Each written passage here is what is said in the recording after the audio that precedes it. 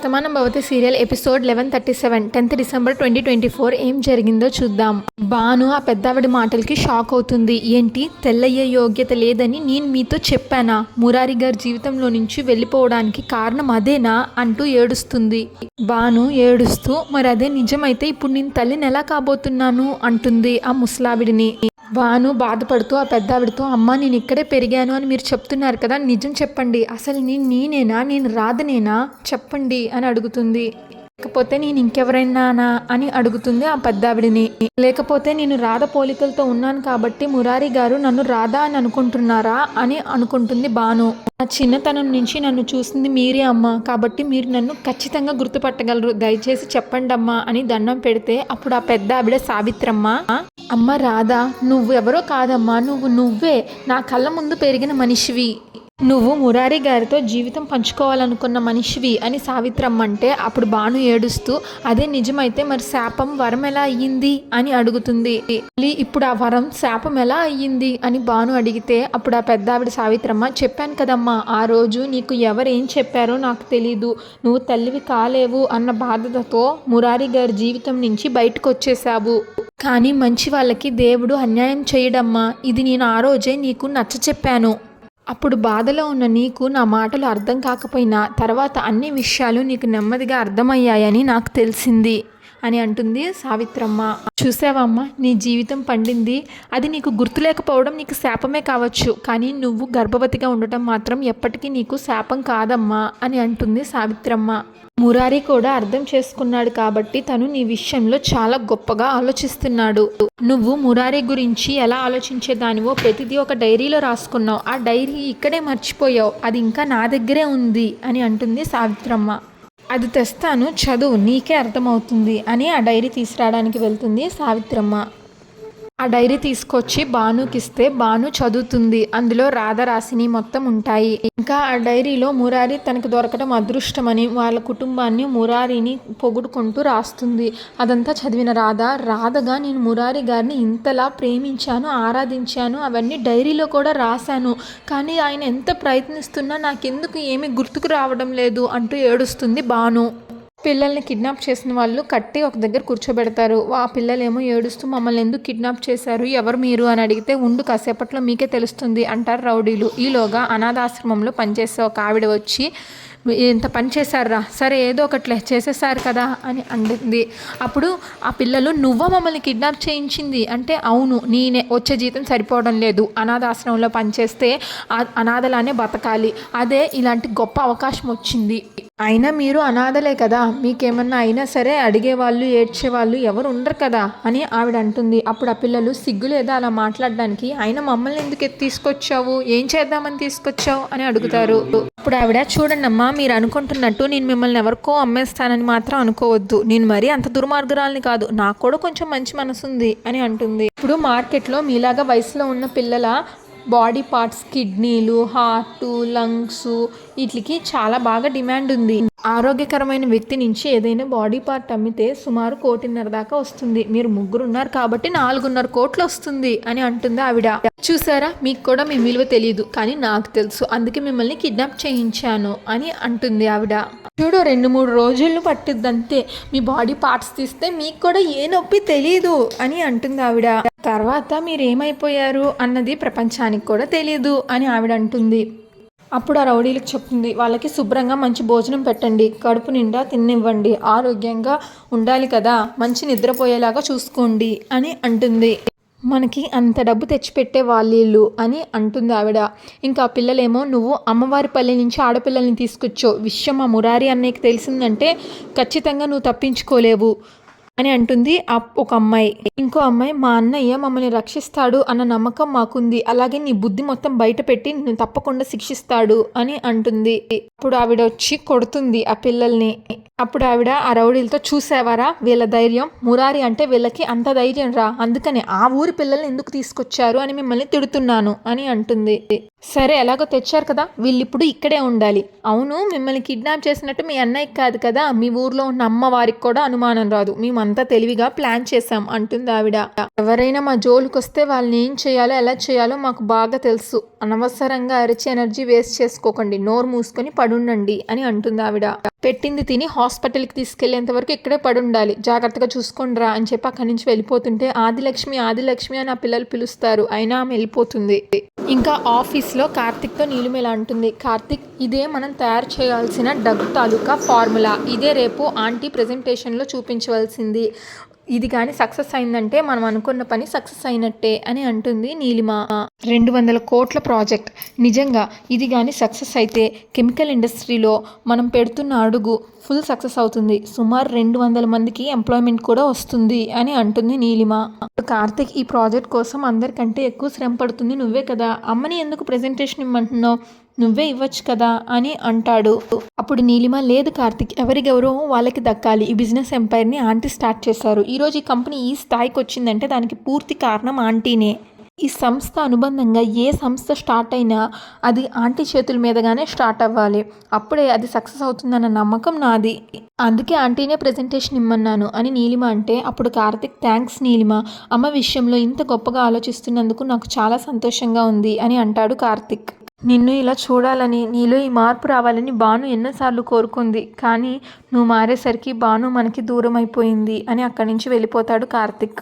నీలిమ తన మనసులో అనుకుంటుంది, నన్ను క్షమించు కార్తిక్, భాను దూరం అయిపోయిందని మిమ్మల్ని నమ్మించాను, కానీ ఎవరికి చెప్పకుండా ఎప్పటికీ రాకుండా భాను వెళ్ళిపోతుందని మాత్రం నేను ఊహించలేకపోయాను అని అంటుంది నీలిమ. అందుకే ఆ నిజాన్ని బయటికి చెప్పలేకపోతున్నాను అంటూ బాధపడుతుంది నీలిమ తనలో తానే.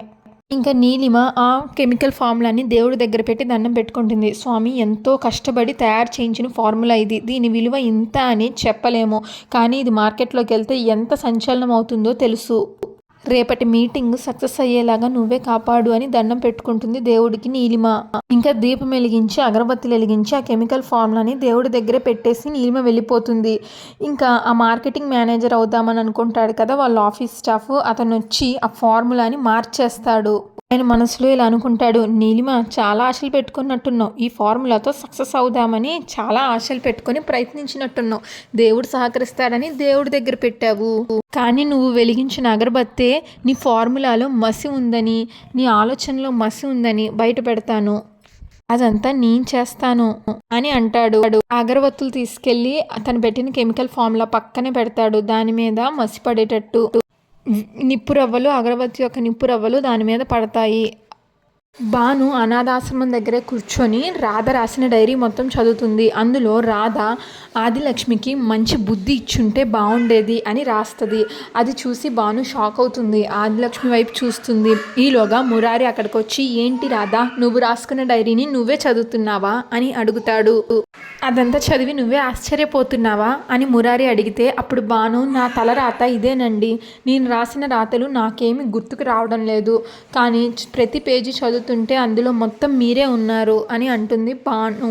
ఈలోగా మురారికి ఫోన్ వస్తే, రాధా నువ్వు చదువుతూ ఉండు, నేను ఇప్పుడే వస్తాను పక్కకి వస్తాడు. మురారి బావ కల్కి మురారికి ఫోన్ చేసి ఇలా అంటాడు, మురారి నీకు ఒక అర్జెంట్ విషయం చెప్పాలి అంటే అప్పుడు మురారి, ఏంటి బావా, అమ్మకి ఏమైనా ఒంట్లో బాగోలేదా అంటే, కాదు మురారి, నువ్వు చదివిస్తున్నావు కదా జాహ్నవి గీత, వాళ్ళు నిన్న రాత్రి నుంచి కనబడటం లేదు, మిస్ అయ్యారు అని అంటాడు కల్కి.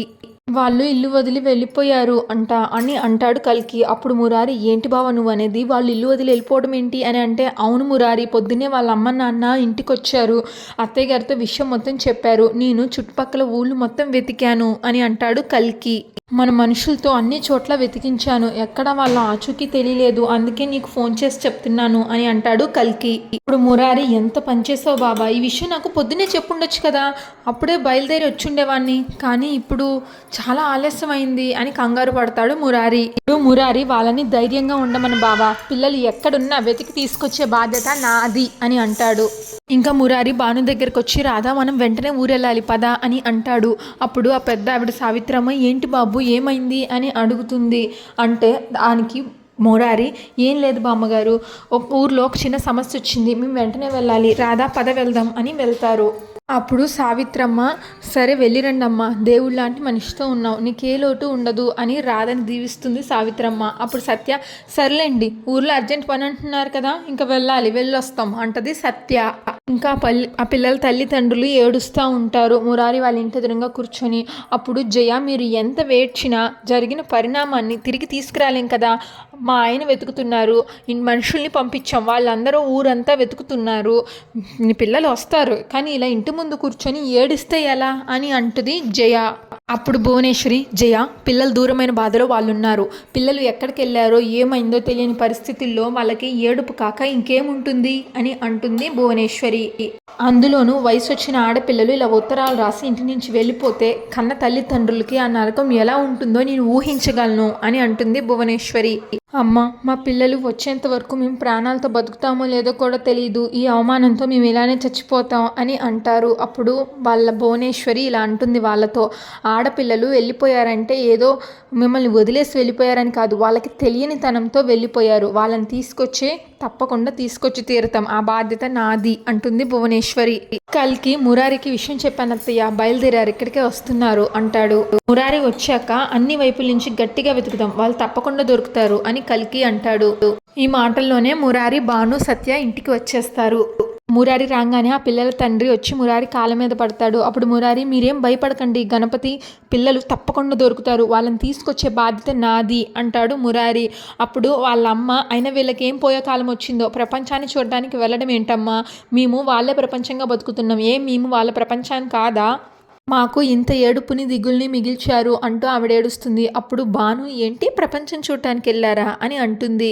వాళ్ళమ్మ, అవునమ్మా, ఈ ఉత్తరం రాసిపెట్టి వెళ్ళారు, సాయంత్రం వరకు శుభ్రంగా చదువుకుంటామని చెప్పారు, పిల్లలు చదువుకుంటున్నారు కదా, వాళ్ళకి ఇష్టమైన వంట చేసి పెడదామని లోపలికి వెళ్ళాను, కానీ బయటకు వచ్చేసరికి పిల్లలు లేరు బాబు అంటూ ఏడుస్తుంది వాళ్ళ అమ్మ. వాళ్ళ పుస్తకంలో ఈ ఉత్తరం ఉంది అంటూ ఉత్తరం ఇస్తుంది మురారికి. అప్పుడు ఆ ఉత్తరం మురారి చదువుతాడు, భానుకి ఇస్తాడు. ఆ ఉత్తరం చదవగానే భానుకి ఒకటి గుర్తొస్తుంది. పోలీస్ ఆఫీసర్ అనాథాశ్రమంలో సార్ తను వెళ్తూ వెళ్తూ ఒక లెటర్ రాసి పెట్టింది సార్ అని అంటాడు. ఏం లెటర్ రాసి పెట్టింది అని అనాథాశ్రమంలో మురారి అడిగితే అప్పుడు అక్కడ ఆదిలక్ష్మి మొత్తం చెప్తుంది. నాకు బయట ప్రపంచం చూడాలని ఆశగా ఉంది, నా కోసం ఎవరు వెతకద్దు, నేను బయట ప్రపంచం చూడాలని వెళ్తున్నాను అని చెప్పి, ఇన్నాళ్ళు నన్ను పెంచినందుకు అనాథాశ్రమానికి చాలా కృతజ్ఞతలు అని చెప్పి క్లియర్గా లెటర్లో రాసి పెట్టింది అని ఆదిలక్ష్మి చెప్తుంది. అదే గుర్తొస్తుంది భానుకి. అప్పుడు భాను అంటుంది, మురారి గారు, పిల్లలు ఇంట్లో నుంచి వెళ్ళిపోలేదండి, వాళ్ళు కిడ్నాప్ అయ్యారు అని అంటుంది మురారితో. అప్పుడు భువనేశ్వరి, కిడ్నాప్ అవ్వడం ఏంటి రాధా, వాళ్ళు ఊర్లో ఇంటి ముందు కూర్చొని చదువుకుంటున్నారు, ఈ లెటర్ రాసి పెట్టి వెళ్ళారు, అందరూ ఇలా అంటుంటే నువ్వేంటి కిడ్నాప్ అంటున్నావు అని అడుగుతుంది. అప్పుడు జయ, నువ్వెవరో నీకే తెలీదు, అన్నీ తెలిసినట్టు నువ్వు మాట్లాడుతున్నావు అని అంటుంది భానుతో. జయ, అసలే వాళ్ళ తల్లిదండ్రులు భయంతో ఉన్నారు, నువ్వు మరింత భయపెట్టకు అని అంటుంది. ఇంకా మురారి ఏమీ తెలియనట్టు, రాధా, ఇది ఇద్దరు ఆడపిల్లల విషయం, నువ్వు కిడ్నాప్ అంటున్నావేంటి అని అడుగుతాడు. ఈ ఊర్లో ఇంతకు ముందు ఎప్పుడు అలా జరగలేదు రాధా, నీకెందుకు అనుమానం వచ్చింది అని అడుగుతాడు మురారి. అప్పుడు భాను, ఇంకా మీకు అర్థం కాలేదా అండి, మనం ఆశ్రమంలో ఉన్నప్పుడు ఎస్ఐ వచ్చి ఒక మాట చెప్పారు, అక్కడ ఒక అమ్మాయి తప్పిపోయిందని, ఆ అమ్మాయి కూడా సేమ్ ఇదే ఉత్తరం ప్రపంచాన్ని చూడడానికి వెళ్తున్నాను అని రాసి పెట్టిందని చెప్పాడు. ఇక్కడ ఈ లెటర్లో కూడా సేమ్ అదే రాసి ఉంది, అక్కడ ఇక్కడ అమ్మాయి తప్పిపోయింది, అక్కడ ఇక్కడ ఒకటే ఉత్తరం రాసి పెట్టింది, అంటే ఇది వీళ్ళంతటా వీళ్ళు వెళ్ళిపోయింది కాదు, ఎవరో వాళ్ళని కిడ్నాప్ చేసి అనుమానం రాకుండా ఉండడానికి ఇలా పెట్టారని పూర్తిగా అర్థమవుతుంది కదా అని అంటుంది భాను. అంతటితో ఎపిసోడ్ పూర్తయిపోతుంది. ఇంకా నెక్స్ట్ ఎపిసోడ్ ప్రోమోలో మురారితో భువనేశ్వరితో పోలీసులు ఇలా అంటారు, మేడం అసలు నేరస్తులు ఎవరో మాకు ఒక క్లూ దొరికింది అని అంటారు. అప్పుడు ఎవరు అండి అని అడిగితే, ముందు మీ కార్ చెక్ చేయాలి అంటే చెక్ చేయండి అంటుంది భువనేశ్వరి. కార్ చెక్ చేస్తే పిల్లల ఐడి కార్డులు దొరుకుతాయి. అప్పుడు ఆ పోలీసులు, అయితే మాకు వచ్చిన ఇన్ఫర్మేషన్ కరెక్టే, ఈ కిడ్నాపర్ ఎవరో కాదు మురారియే అని అంటారు. మురారి గారు, యు ఆర్ అండర్ అరెస్ట్ అని మురారిని అరెస్ట్ చేసి తీసుకెళ్ళిపోతారు. భాను ఆలోచిస్తుంది. అంతటితో ప్రోమో అయిపోతుంది. Shatamanam Bhavati serial regular update కోసం మా ఛానల్ని సబ్స్క్రైబ్ చేసుకోండి. Thanks for watching.